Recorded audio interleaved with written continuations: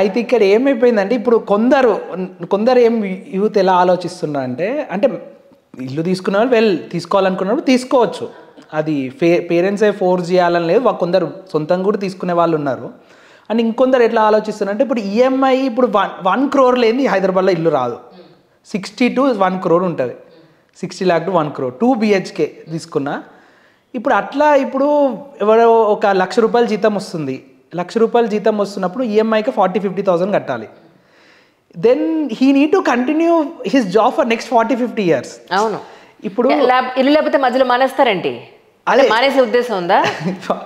40-50 years continue చేయాలి. ఇప్పుడు వీళ్ళు జాబ్ కాకుండా ఇంకేదైనా ప్యాషన్ ఏదో ఎక్స్ప్లోర్ చేద్దాం అనుకున్నారు అనుకోండి, అప్పుడు ఈ జాబ్ వదిలేస్తే దెన్ బర్డెన్ అనేది వాళ్ళ మీద పడుతుంది, మళ్ళీ ఏం చేయాలో అర్థం కాదు. ఆల్ అబౌట్ సెక్యూరిటీ అండి. పేరెంట్స్ ఏం ఆలోచిస్తారు, పిల్లలు సెక్యూరిటీ ఆలోచిస్తారు. వాళ్ళకైతే మేము పోతామేమో పాపం ఇది ఎలాగా అన్న పాయింట్లో ప్యాషన్ అనేది ఎప్పుడు వస్తుంది? జనరల్గా మన కనీస అవసరాలు తీరిన తర్వాత ప్యాషన్, పేరెంటింగ్ పాయింట్ ఆఫ్ వ్యూలో. కానీ యంగ్స్టర్స్ ఏం ఆలోచిస్తున్నారు, లైఫ్ సెటిల్ అవ్వకపోయినా పర్లేదు, ఎప్పుడు చేస్తామో తెలియదు, ఈ పాండమిక్ వచ్చాక మరీ ఎక్కువైంది ఇది. So let us enjoy the life అన్న పాయింట్లో ఉంది. అయితే నేనేమంటున్నాను, యాజ్ ఏ ఇండివిజువల్ తీసుకోవద్దు ఇల్లు. సో ఇప్పుడు ఫ్యామిలీ ఉన్నారు, యూ హ్యావ్ ఎ పార్ట్నర్, మీరు పెళ్లి చేసుకున్నారు, మీ పేరెంట్స్ ఉన్నారు. సో ఒక్కరి మీద బర్డెన్ పడద్దు ఎప్పుడైనా, ఎందుకంటే they are so many cases family burdens వల్ల వాళ్ళు అనుకుని ఎక్స్ప్లోర్ చేయలేకపోయినారు. ట్రూ, అది నేను ఒప్పుకుంటాను. ఆఫ్టర్ 50-60 వాళ్ళు రిటర్న్ అయ్యి రిగ్రెట్ అయ్యే వాళ్ళు చాలామంది ఉన్నారు, ఎందుకు చేయలేదని. సో అట్లాంటిది మనం ఇంకా క్రియేట్ చేయొద్దు. ఇప్పుడన్నా మనకు అర్థమైనా, ఇప్పుడు దాకా చాలామంది మా పేరెంట్స్ కూడా అరే నేను యాక్టర్ అయిదాం అనుకున్నారా, అరే నేను ఇది అయిదాం అనుకున్నారా, ఫ్యామిలీ కారణాల వల్ల ఇది చేయలేదు. కానీ మనం ఇప్పుడు తెలిసినాకన్నా ఇది షేర్ చేయాలి బర్డెన్ని. అంటే మీ పార్ట్నర్ ఉంటే మీరు ఇద్దరు కలిసి ఇల్లు లోన్ తీసుకోవచ్చు, మీ పేరెంట్స్ కూడా కొంచెం కాంట్రిబ్యూట్ చేస్తే వాళ్ళు తీసుకోవచ్చు, మీరు కూడా కొంచెం కాంట్రిబ్యూట్ చేయొచ్చు. అప్పుడు ఏమైపోతుంది, మీరు క్విట్ చేసి కొన్ని రోజులు 1-2 years నేను ఇది ఒకటి ఎక్స్ప్లోర్ చేద్దాము జాబ్ కాదనుకున్నప్పుడు కూడా దెన్ ఈఎంఐ అనేది గడిచిపోతుంది. ఇల్లు తీసుకోవాలనుకున్న వాళ్ళు తీసుకోవచ్చు, కానీ ఒక్కరి మీద బర్డెన్ ఉంటే that is not correct way. That I understand absolutely. So అట్లా వెళ్తే తీసుకోవచ్చు ఆ రకంగా. That's really good. యాక్చువల్లీ ఈ కార్యక్రమం మీరు చూసిన తర్వాత మీకు నిజంగా మా ఎడ్యుకేషన్ క్వాలిఫికేషన్ ఇది, నెక్స్ట్ మేము ఇటువైపు వెళ్తే బాగుంటుంది అన్న డౌట్స్ కానీ, లేదా ఇది చదువుకున్నాను నెక్స్ట్ ఏం చదువుకుంటే బాగుంటుంది అన్న డౌట్స్ కానీ ఏమైనా ఉంటే కింద కమెంట్ సెక్షన్లో మీరు మెన్షన్ చేయండి. నెక్స్ట్ ఎపిసోడ్లో ఖచ్చితంగా ఆయన అడిగిన ఆన్సర్లు తీసుకుంటాను. ఈ సందర్భంగా మీరు యంగ్స్టర్స్ని దృష్టిలో పెట్టుకుని, పేరెంట్స్ని దృష్టిలో పెట్టుకుని ఇంకేమైనా చెప్దాం అనుకుంటే చెప్పండి. ఒకటే చెప్తాను, మనం ఇప్పుడు ఇంకా 21st centuryలో దాదాపు 25 years అయిపోతున్నాయి ఇప్పుడు. సో నెక్స్ట్ 75 years కూడా మనం ఇండియా కంప్లీట్ చేసుకున్నాం. నెక్స్ట్ 75 yearsలో మనం ఒక్కటే అనుకోవాలి, ఎప్పుడు ఒక సెటిల్ అయిదామంటే ఆ సెటిల్మెంట్ అనేది ఎవరికి ఎప్పుడు రాదు. బేసిక్గా నువ్వు 10th అయితే సెటిల్ ఇవన్నీ అంటుంటారు, కానీ ఎప్పుడు ఒక మనిషి అనేవాళ్ళు సెటిల్ అవ్వరు. సో కాబట్టి లీవ్ అబౌట్ ద సెటిల్ అనేది ఎక్స్ప్లోరేషన్ ఇక అయితేనే ఉంటుంది.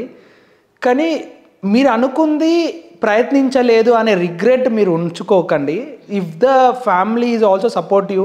సో పేరెంట్స్ కూడా చెప్పేది, ఒక పిల్లలకి ఇంక డిఫరెంట్ రూట్లో వెళ్ళాలనుకుంటే వాళ్ళని ఎక్స్ప్లోర్ చేయనియండి. సో ఒక 1-2 years గ్యాప్ తీసుకుంటే ఏం కాదు. ఇప్పుడు ఇది ఒకటి ఉంది, గ్యాప్ తీసుకుంటే ఏమన్నా అవుతుందో ఏమో. సో మన దగ్గర మ్యారేజ్ అనేది ఒక పెద్ద ఇది అయిపోయింది 25కి వచ్చేసరికి. ఇక ఆడపిల్లలు అయితే మనం ఉన్నారు కూడా చూడాలి, వాళ్ళకి మ్యారేజ్ చేసేయాలి. సో అట్లాగా they are 50% of the population ఇండియాలో ఆడపిల్లలు. సో మరి వాళ్ళు ఎందుకు ఒక CEO అవ్వలేరు ఒక కంపెనీకి, వాళ్ళు ఎందుకు కంపెనీ పెట్టలేరు, మరి వాళ్ళని వదిలేస్తారు మ్యారేజ్ చేసేసి అట్లా అయిపోయింది. సో అట్లా కాకుండా వాళ్ళు అనుకుంది ఎక్స్ప్లోర్ చేసే ఒక ఇవ్వండి ఇప్పటికైనా. సో మీరు చూసి ఉంటారు, మీ పేరెంట్స్ కూడా మిమ్మల్ని చేసి ఉంటారు ప్రెషరైజ్, కానీ అలా ఇంప్లిమెంట్ చేయకండి ఇప్పుడున్న జనరేషన్ పైన. సో కొంచెం మనం రియలిస్టిక్గా ఆలోచిస్తే అసలుకి ఏంటి, వాళ్ళకి ఎక్స్ప్లోరేషన్ స్టేజ్ ఇస్తే వాళ్ళు ఎంచుకున్న రూట్లో వాళ్ళు షైన్ అవుతారు. మీరు అనుకున్న రూట్లో వాళ్ళు మీడియోకేర్ లాగా మిగిలిపోతారు, యావరేజ్ పర్సన్ లాగా. వాళ్ళు ఎంచుకున్న రూట్లో వెళ్తే వాళ్ళు షైన్ అయ్యే ఆస్కారం కూడా ఉంటుంది. సో అది ఎక్స్ప్లోరేషన్ అవకాశం ఇస్తేనే వాళ్ళకు కూడా అర్థమవుతుంది వాళ్ళు ఏం చేస్తారో చేయరు అని. ఇది యాక్చువల్లీ చాలా పెద్ద సబ్జెక్ట్ అండి. ఎడ్యుకేషను, ప్యాషను, మ్యారీడ్ లైఫ్ ఇదంతా ఒక సర్కిల్ ఇది. ఎస్ సపోజ్ మీ ప్యాషన్స్ ఒక ప్యాషనేట్గా మీ ఏమంటారు మీ సరదాలు ఇవన్నీ తెచ్చుకుని ఏం అవ్వాలనుకుంటున్నారో అయిన తర్వాత మనం మ్యారేజ్ చేసుకుందాం అనుకుంటే ఒక 40 ఏళ్ళు వచ్చేస్తాయి. ఈ లోపుగా మీ ఫిజికల్ నీడ్స్ ఎంటర్ అవుతాయి, 10 ఏళ్ల క్రితమే ఎంటర్ అవుతాయి. ఈ లోపల మీరు ఒక 10 మందిని కలుస్తారు, 10 బ్రేకప్లు అవుతాయి. ఎండ్ ఆఫ్ ది డే పెళ్లి చేసుకుంటే ఆ అమ్మాయికి వాల్యూ ఉండదు, అనుమానాలు, ఆ మ్యారీడ్ లైఫ్ సక్సెస్ అయ్యి స్టేబుల్గా ఉండాలంటే అది ఇంకొక ప్రాబ్లం. సో గరికపాటి గారు మాట అన్నారు, దేనికైనా సరే ఒక వయసు ఉంటుంది, ఆ వయసులో ఆ పెళ్ళి అనేది కాన్సెప్ట్ అనేది కంప్లీట్ అయితే తర్వాత కొన్ని రాంగ్ ట్రాక్స్ పట్టకుండా అవకాశం ఉంటుంది. ఓకే, సంసారం అనే దాంట్లో కొట్టుకుని ఉంటారు, తిట్టుకుని ఉంటారు, ఆ సాగరంలో కొట్టుకుని పోతూనే ఉంటారు. కానీ రాంగ్ ట్రాక్ పట్టి అల్టిమేట్గా జీవితం నాశనం అయిపోయేంత వరకు అయితే వెళ్ళదు అనేది ఆయన point. So it's very big subject actually. అంటే నేను అన్ని రకాల ఏజ్ వాళ్ళని చూస్తూ ఉంటాను నా జర్నలిజంలో. చూసినప్పుడు ఎడ్యుకేషన్ పాయింట్ ఆఫ్ వ్యూలో పిల్లలు ఎక్కడో పేరెంట్స్ వదిలి ఎక్కడికో వెళ్ళినప్పుడు వాళ్ళని క్వశ్చన్ చేసే అవకాశం ఉండదు ఎవరు. ఇంత లేట్గా ఎందుకు వస్తున్నావు, ఎందుకు తాగుతున్నావు, ఎందుకు ఈ అలవాట్లు ఎందుకు, జీవితం నాశనం అయిపోతుంది, హెల్త్ నాశనం అయిపోతుంది, ఎండ్ ఆఫ్ ది డే నీకంటూ ఎవరు మిగులుతారు, నువ్వు 40 ఏళ్ళకి చేసుకుంటే నీ పరిస్థితి ఏంటి అని గైడ్ చేసేవాళ్ళు దూరం అయిపోతారు. ఈ లోపల వీళ్ళు మేకై కూర్చుంటారు. వాళ్ళు వచ్చినప్పుడు వీళ్ళు వాళ్ళ మాట వినరు. ఇక్కడ పరిస్థితులు వేరుంటాయి, అతని సిచ్యువేషన్ వేరుంటుంది, ఒకళ్ళనొకళ్ళు అర్థం చేసుకునే అవకాశాలు చాలా రేర్ అయిపోతాయి. సో మెనీ ఇష్యూస్ అండి. అసలు మాట్లాడాలంటే పిచ్చ డెప్త్ ఉన్న సబ్జెక్ట్ ఇది. సో ఇప్పుడున్న మ్యారేజ్ సిస్టమ్, సో చాలామంది యూత్కి ఏంటంటే మ్యారేజ్ గురించి, రిలేషన్షిప్ గురించి తెలియక కూడా ఎంటర్ అవుతున్నారు.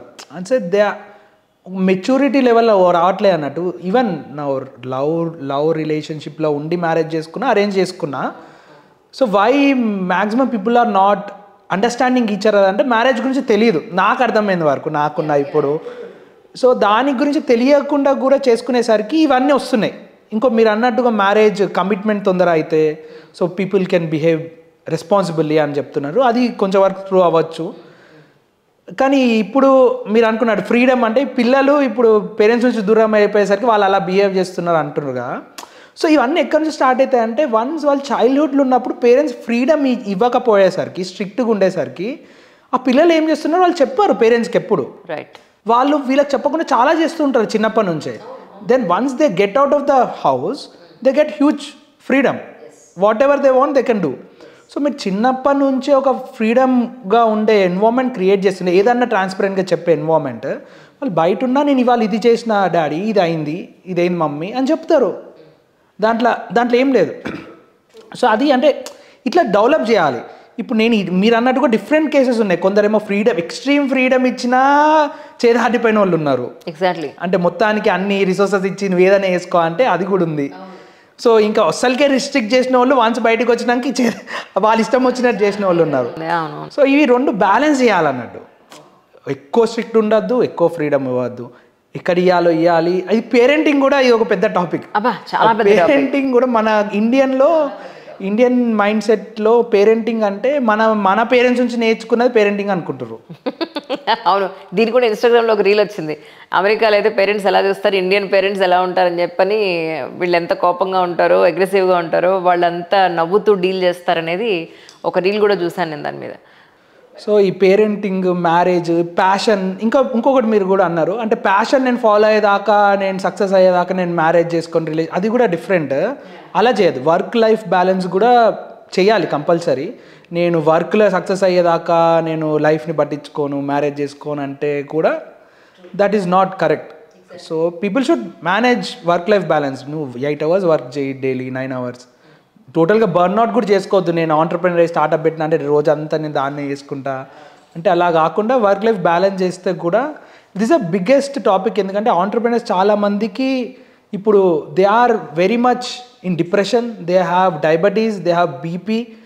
Most of the entrepreneurs also have divorce. అవును. So because they are thinking అంటే వాళ్ళు ఏదైతే రూట్లో వెళ్ళి మేము స్టార్ట్అప్ అన్నా దాన్నే అదే ఒక నా జీవితం అన్నట్టు వెళ్ళిపోయిన వాళ్ళు ఇవన్నీ ఫేస్ చేశారు అన్నట్టు. సో దాని మీద చాలా పెద్ద రీసెర్చ్ జరుగుతుంది సైకాలజీలో, ఆంటర్ప్రెన్యూర్స్ ఎందుకు ఇట్లా అవుతుండ్రు అని. సో బేసిక్గా ఏంటంటే ఇవన్నీ చెప్పేది మనకి, మీరు ప్యాషన్ని ఫాలో అయినా యూ నీడ్ టు బ్యాలెన్స్ లేకపోతే నథింగ్ కెన్ బి పాసిబుల్. మన ఈరోజు ఈ కాన్వర్జేషన్, ఈ 1 hour కాన్వర్జేషను ఎవరినైనా ఒక్కరినైనా ఆలోచింప చేయగలిగితే వాళ్ళ జీవితంలో అసలు నేను ఎక్కడున్నాను, ఏం చేయాలనేది వాళ్ళని ఒక ఆలోచన చేయగలిగితే that's more than enough really. Thank you so much for your coming once. Thank you Anjali గారు. కింద వచ్చిన కమెంట్స్ని బట్టి వాళ్ళ రిక్వైర్మెంట్ని బట్టి ఇంకొక ఎపిసోడ్ యూజ్ అయ్యే పాయింట్ ఆఫ్ వ్యూలో మనం చేద్దాం.